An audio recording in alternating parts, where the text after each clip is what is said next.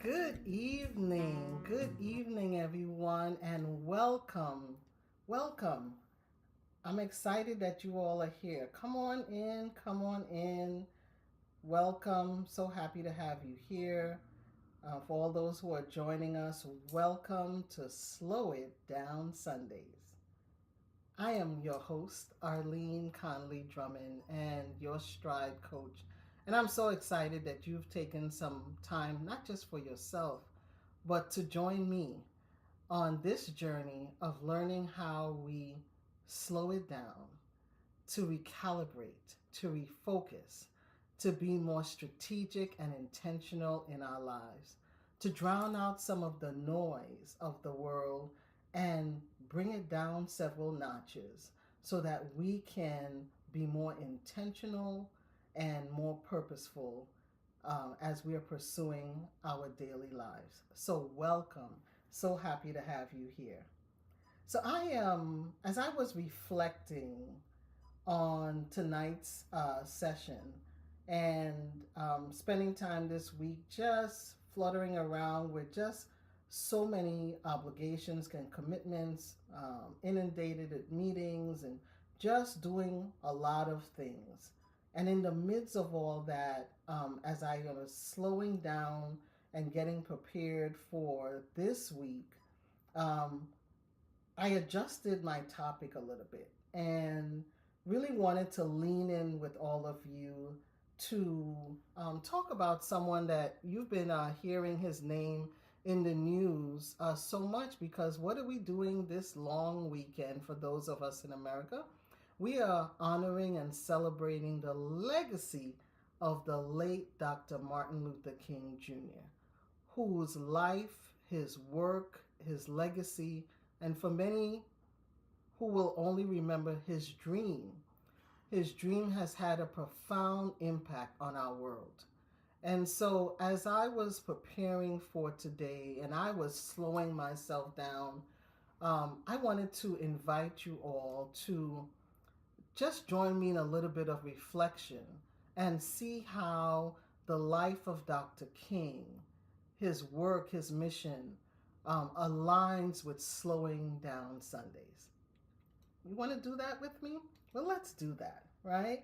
So, when we think about the awesome and the demanding time of leadership that it required for Dr. King during the civil rights era, you can imagine the weight of responsibility that rested on his shoulders. And in the midst of all of that weight, he led and demonstrated leadership with just an intense and a profound passion and commitment, but also clarity of focus, of his values, his standards, his belief, and his vision and commitment to what he believed for the world. And so, despite all the things that were going on, he found ways to bring to us, because we hear it in his messages and his writing and the examples that he's left, a legacy of profound wisdom and insight that resonates with us today. And so when I was thinking about slowing down Sundays and the power of what it means to slow down, because so many people think when we slow down that it means that we are being inactive. But truly and honestly, slowing down really allows us the opportunity to have clarity, to have focus, and to ensure and doing that check-in with ourselves that our actions and the lives and the movements that we are making are in sync with our core values, standards, and beliefs. And so when we think about the life of Dr. King, I'm thinking about what it took for this man and the enormity of the struggle that was before him, that he was living and walking through. What did it take for him to be able to show up and the manner that he showed up and the example that he showed us in his leadership. What did that take? And so I would like to share with you that um, slowing down was part of that. And so I just want to go through with you a couple of areas in which the concept of slowing down is in alignment with the lives of Dr. King. How about that? You want to do that with me? Let's do that. So one of the areas that slowing down allowed for us to do and allowed for Dr. King to do is it allows us to reflect and refuel our vision. Right? Imagine the pull of obligations, commitments, priorities, but the pull of the struggle and the weight of that struggle. What would it have taken to lose sight of the vision? But for Dr. King, taking time to be reflective was an essential part. And you can't be reflective when you're rushing around, when you're hustling around, when you are allowing yourself to be pulled in multiple directions and struggling to find your breath. It is very difficult to be reflective in those moments. So slowing down allows us to be reflective. And when you look at or you hear the sermons, the speeches, or read the writings of Dr. King, you know that he paused. He slowed down in the hustle of all of the things that were going on to be reflective. And so as we are journeying and as we are moving through our lives, I'm encouraging each and every one of you to ensure that you are slowing down enough to be reflective, to make sure that you're in alignment with your values, standards, and belief. Reflection is essential. And then also the power of rest. The power of rest to sustain our resilience. Last week, we spent time talking about resilience, what it means when we go through the trials and tribulations of life, knowing that they do show up. It is part of it. We're going to have it. How do we walk through it? How do we endure it and come out on the other side? How are we learning lessons along the way? We spent time last week talking about that. The power of rest supports resilience. And so I just want to encourage you, and when we think about Dr. King, that he had to carve out intentionally moments of rest so that he can refuel to be able to endure the journey. Can you imagine what it took to go through the various marches and meetings and speeches and just the work it took to spearhead and move the movement forward? What did it take for that? And rest is essential. And I know so many of us sometimes we think, I have so much going on. When do I have time to rest? And you're not going to have time. You have to be intentional about creating the time, taking the time, because the rest is essential for your renewal. The rest is essential for your resilience. And so then the other thing was, in order for Dr. King to be able to do his work, he had to be able to engage in strategic thinking so that he can drive progress. Strategic thinking. If he didn't slow down to ensure that the actions and the movements that were occurring, that his leadership approach was being clear and intentional, and his directives and the plans and strategies that they were putting in place, if he didn't slow down enough to ensure that the planning and the strategic actions occurred, where do you think the movement would have been? Could a Montgomery bus boycott happen? Could the March on Washington occur? Could he work with the labor unions? Could he do the work that this journey, this mission, this movement required if he wasn't strategic? And so we also need to ensure that we are slowing down. We are slowing down long enough to be able to think, to be able to look at what's before us, look at our situation, look at what our vision, our dreams, our goals are, and be able to strategize. You know, that's one of the focus areas for the work ISEE Group does and for the Stride initiative, right? Strategy, being strategic, right? And so it's so important that we slow down. When we think about core areas of our lives that may be to seem to us sometimes that may be out of control, or that we really need to ensure that it is going in a certain direction, I am going to encourage you that the power of pausing, slowing down so that you can be strategic in your action is essential. So I would give you that. And then the next one is slowing down allows us to have deep connection that can inspire action. So, what does that look like for us to have deep connection? Imagine that we are so busy and consumed with the demands of life that we do not take time to be present, intentional with those people in our circle of love, support, and responsibility. Imagine us being so busy that we miss the opportunity to have meaningful connections.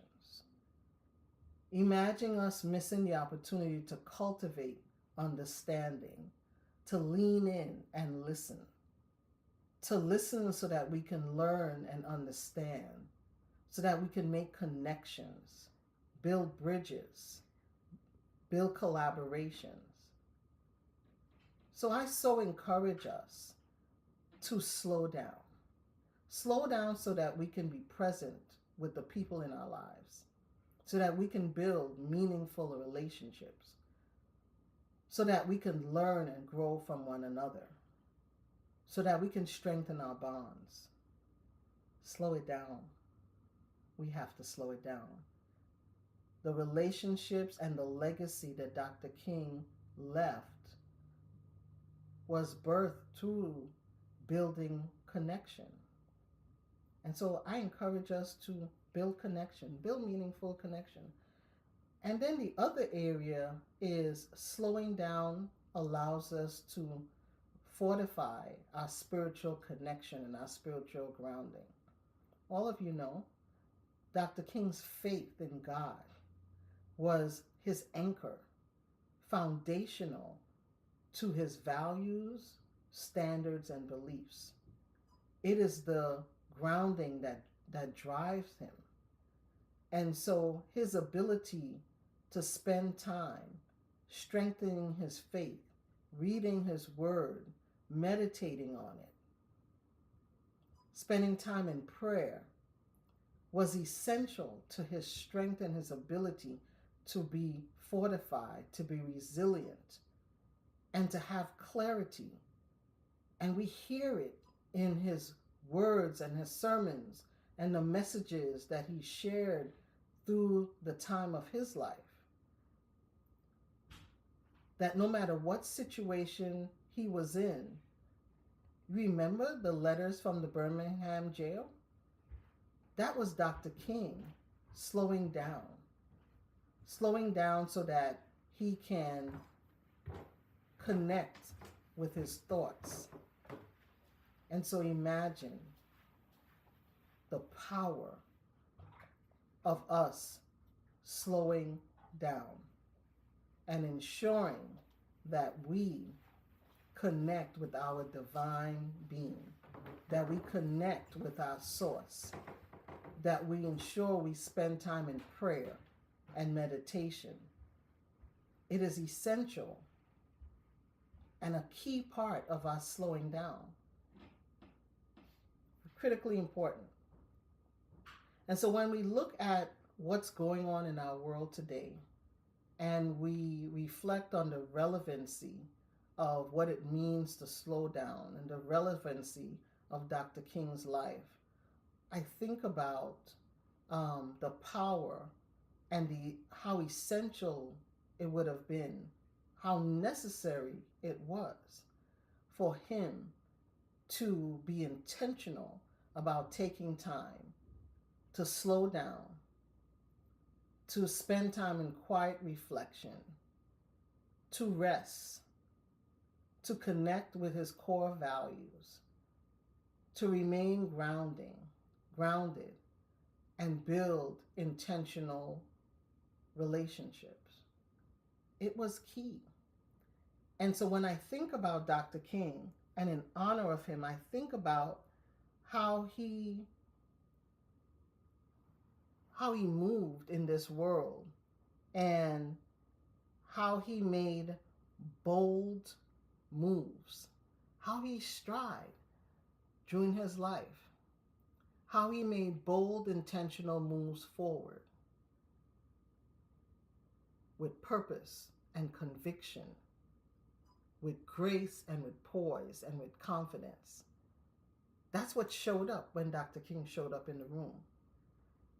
And that even in moments of fear, because when I think about it and I think about what it means for us today, what it means for us today to do or make bold, intentional moves. What does that mean for us to dream and give life to our vision? What does that mean for us? And so many of us get stuck in the dream we have. And so I'm going to ask all of you who are listening and tuning in, when was the last time you really wrote down, I dream? And I just want you to maybe follow that and do that in your journal, because we know journaling is important. Capturing our thoughts. Can you consider writing down, and if I put my name in it, I dream. Arlene dream. What is my dream? What is my vision? For myself, for my life, for my business, for my family, for my career, what is my vision? And then how do I ensure that I give momentum and action to that vision by being strategic and intentional and putting goals and actionable strategies to them so that they move from just a dream to a realization. So many of us, many times we dwell on the Dr. King's I have a dream. That dream came from his quiet introspection, from his observations, from his leaning in and listening, from the connections, from his awareness, from his taking time to learn and understand what was going on in the climate of the time that he was in, but also grounded in the profound understanding of what his fate said and his understanding and clear commitment to his values. So I'm encouraging us as we prepare and we move into this new week ahead, that we be as intentional as Dr. King, as we are reflecting on his life and pausing to celebrate him, that we ensure that we are taking time to connect with our core values and make sure we are not allowing ourselves to be manipulated by the world standards, the world view, or the distractions of the world, because there's so much noise. Could I encourage you to create sacred space in your lives, in your mind, in your home, in your family, and help them quiet the noise.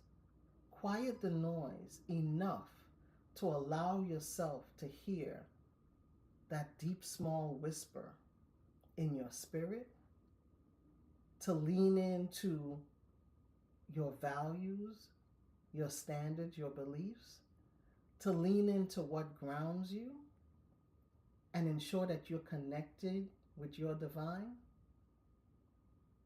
to spend time in prayer and meditation so that your mind could be clear, not just to receive divine instruction, but to execute it,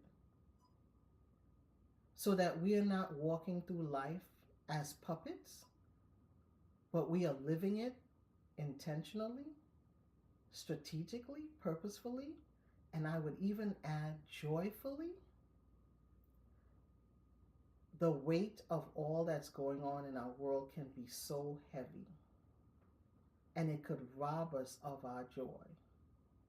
But oh, I am encouraging each and every one of us to quiet the noise, turn down the volumes, create sacred spaces for our peace of mind, for our renewal, for us to have moments of reflection and connection and understanding, for us to have the opportunity to grow. And I will even say the opportunity for us to love, to share, to have compassion. When was the last time you slowed down the noise enough to connect with those closest to you?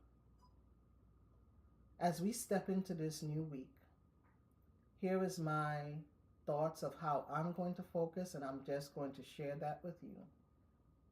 Maybe you would do the same.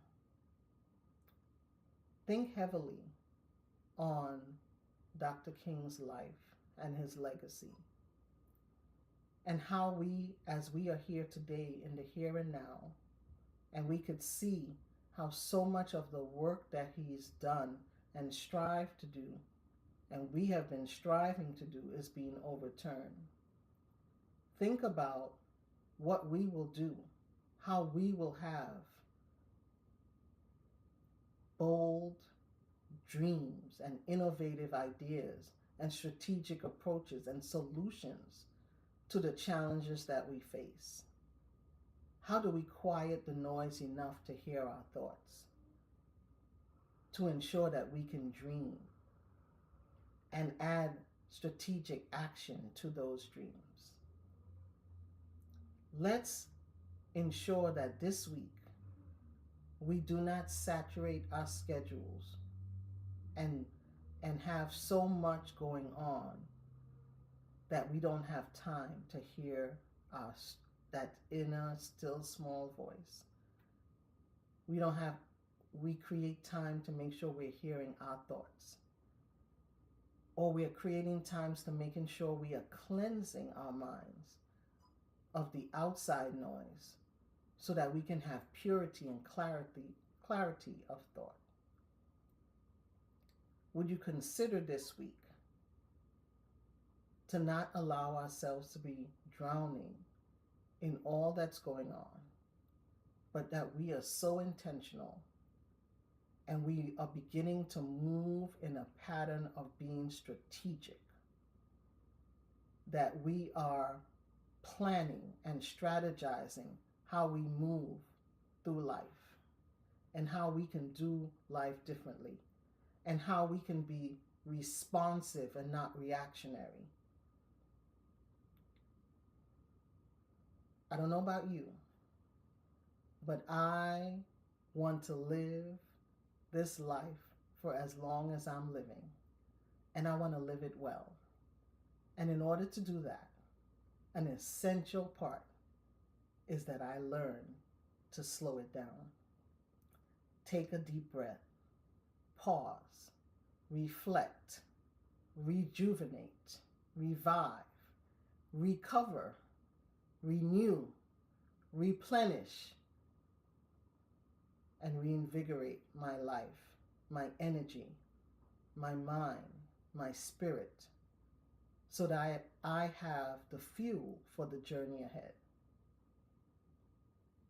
Will you consider that? Will you join me on this path to ensure that we are fueled for the journey ahead and we have the capacity not just to endure, but I want to thrive. I don't want to be in survival mode. I want us to be in thriving mode. And the essential part in us doing that, listeners, Arlene, is that we slow it down. So, I hope you took some nuggets away from tonight's conversation for Slow It Down Sundays. You will not find me here hustling in this conversation, but being more intentional and deliberate in my words and in this moment with you. It's a sacred moment. And so I am thankful for you for joining me in this space, for joining me on this journey, on practicing what it means to slow it down. I thank you for being here. And I encourage you to join me every Sunday at 7 p.m. for Slow It Down Sundays, a time for us to reflect, renew, revive, restore, replenish, and position ourselves for a productive week ahead. And for those of you who have been hearing about Stride and the upcoming event that I'm having on February 1st, it is an opportunity for us to put fuel to our dreams, our visions, our goals, our aspirations, and really be intentional about it. So, if those of you who are looking, join me on February 1st for Stride 2025. Seats are limited, space is limited. And so if you can join me, please do. And if not, I'll see you next Sunday as we take a moment to pause, to breathe, and slow it down. This is Arlene Connelly-Drummond, your Stride coach, saying, take time this week to slow it down so you can position yourselves for bold, intentional, innovative dreams that you are fueling into action because you took time to slow it down. Have a phenomenal and productive week. See you next Sunday on Slow It Down Sundays.